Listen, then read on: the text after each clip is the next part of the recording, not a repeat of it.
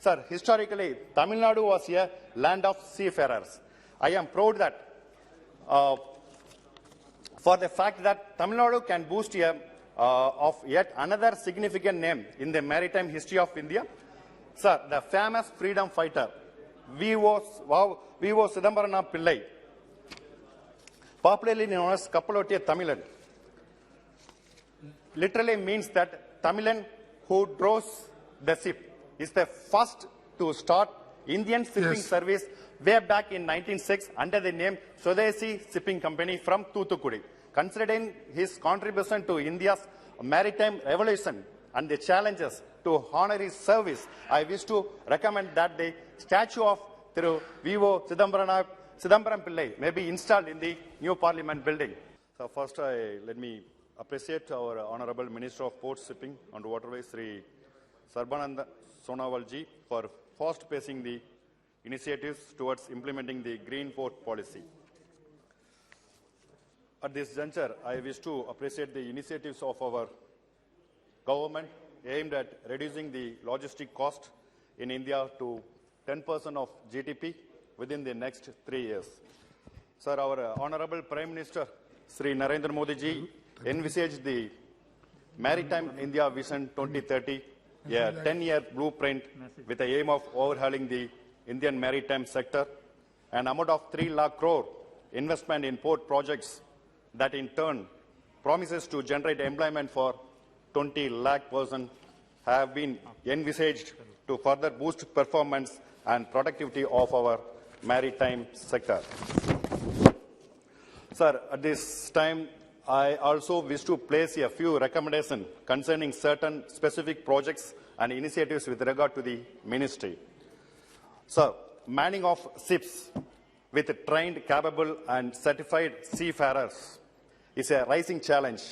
We have only one approved pre-sea maritime training institute and one post-sea maritime training institute.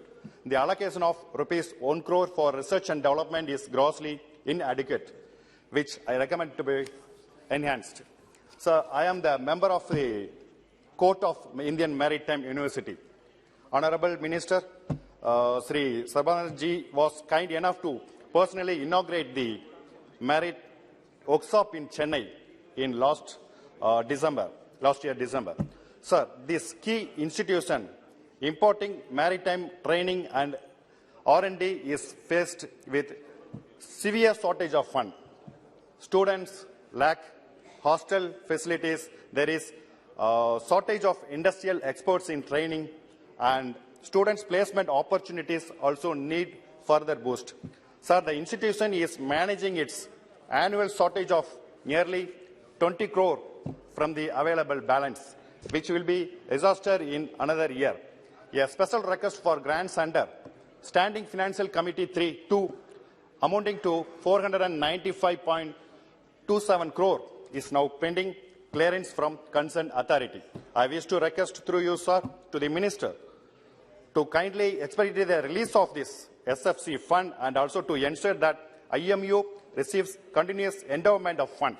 Sir, a state of the art cruise terminal was inaugurated in Chennai port in 2017. However, the terminal remains underutilized. Sir, I request the Office of Minister to extend focused intervention into the proper utilization of the cruise terminal, especially with the Maritime Vision 2030, aspiring to transform India as a global hub for cruise liner. Sir, as per the data 2022, we have only 468 Indian flagships handling a gross tonnage of 1,15,810.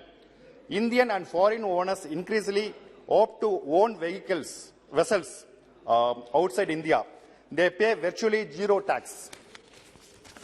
Same time as access India's booming international cargo trade through non-Indian ships, the situation has to be changed, sir. Sir, our coastlines and waterways in our country are grossly underutilized. Tamil Nadu has the second largest coastline in India, extending at the length of 1,076 kilometers. In line with the Ministry's port-led development program, Sagarmala, I wish to request Honorable Minister to kindly allocate dedicated programs and funds for Tamil Nadu, creating better infrastructure and promoting coastal shipping for saving logistic cost. Similarly, sir, despite having an extensive network of inland waterways in the form of river, canals, backwater and creeks, freight transportation by waterways is highly underutilized. Waterways currently contribute to only around 6% to the Indian transportation model mix, which is significantly low. A major stretch of 1,094 km long National Waterway 4 between Kakinada to Puducherry passes through Tamil Nadu. I am happy that the key section of this waterway, which is known as the Buckingham Canal starting from Chennai, is being restored as part of the revival project. It is my humble submission this inland navigation route of NW4 only 2 point may be revived into an efficient mode of freight and passenger transport at the earliest. Sir, I am given to understand that the Directorate General Shipping of India is contemplating a proposal to restrict the age of ships to the maximum of 20 years for being eligible to be registered under Indian flag. Though the move by DG Shipping is laudable, I wish to request that such a move may be brought in only once our Indian fleet has grown to a sizable extent. Sir, steps may also be taken to constitute a maritime development fund to finance India's maritime sector at internationally competitive rates and also execute a time-bound plan of affirmation action. Thank our Honorable Prime Minister Sri Narendra Modi ji for launching the mission Operation Ganga and successfully evacuated our citizens stranded in the war-torn Ukraine. I also wish to extend my appreciation to our Honorable Minister for Civil Aviation Sri Jyotiraditya Scindia ji for personally leading the evacuation mission and brought back about 18,000 Indians. The success of this mission has satisfied India's growing influence in the global arena.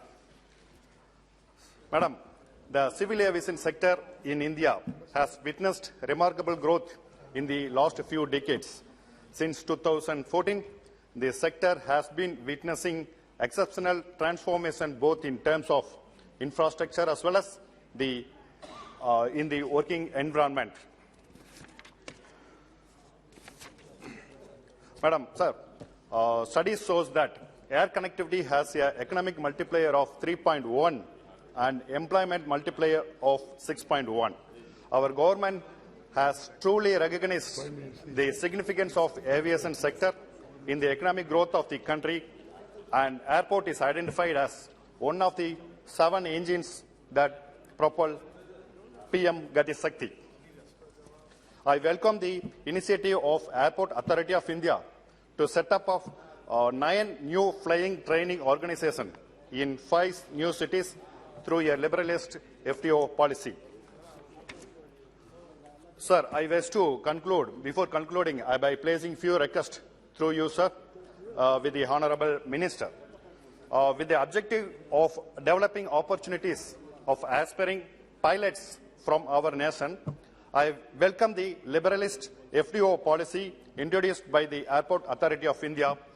I request that at least 1 flying training organization may be allotted for Tamil Nadu in the proximity of Madurai Airport in the southern Tamil Nadu.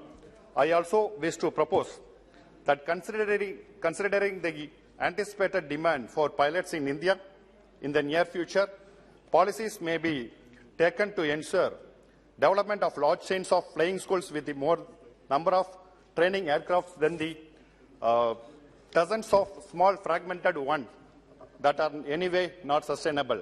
I wish to suggest that leading airlines should come up with their own FTO so that with this backward integration, they can benefit in the long run. As authorized remote pilot training organization for drone training may be sanctioned in the proximity of Madurai Airport. It will not only enhance the prominence of Madurai Airport, but also provide base for the development of sustainable ecosystem for the aerospace research and development in the southern districts of Tamil Nadu. Sir, southern districts of Tamil Nadu is mostly dependent on agriculture, and the facilities to impart professional training for drones will help provide employment opportunities in drone operation, maintenance, design, manufacturing, and data analytics, etc. Depending on the courses successfully completed by them. Moreover, now that drones are being, only one speaker. Now that drones are being extensively used in several farming avenues, farmers will get cheaper and trained access in drone service. Sir, I was fortunate to be a part of the recent Indian parliamentary delegation to UAE along with our Honorable Speaker Sri Om Birla ji. I had an opportunity to visit the Indian Pavilion in Dubai Expo 2020, where a startup incubated in IIT Chennai has displayed a futuristic two-seated eVTOL aircraft developed for civilian transport. Sir, when we have so much talents in our nation, I finish in within 2 minutes, sir. Please, in aviation field for our requirements, I wish to suggest aviation ministry should actively encourage promotion of startups in this sector, sir. Sir, I would recommend the Honourable Minister through you, sir, to consider introducing a policy to permit concessional air travel for senior citizens traveling for the medical purpose, sir. Please sir, conclude. I conclude in 1 minute, sir. Sir, I wish to suggest providing opportunities for local artisan farmers and craftsmen to promote and sell their products in the respective airports in the similar lines of one station, one Honourable product members, proposed by Railway Minister. And finally, Honourable members, only one, sir. Please conclude. Sir, your time is over. I finish it. With regard to the proposed second airport in Chennai, in Tamil Nadu, though land had been identified in the outskirts of Chennai, yes, no further developments have taken place. Hence, I request Minister to kindly expedite the commencement of the airport without further delay, considering the ever-increasing passenger load on the existing Chennai International Airport at Meedambak. Thank you so much. Honourable Member N.K. Premendra. Thank you very much.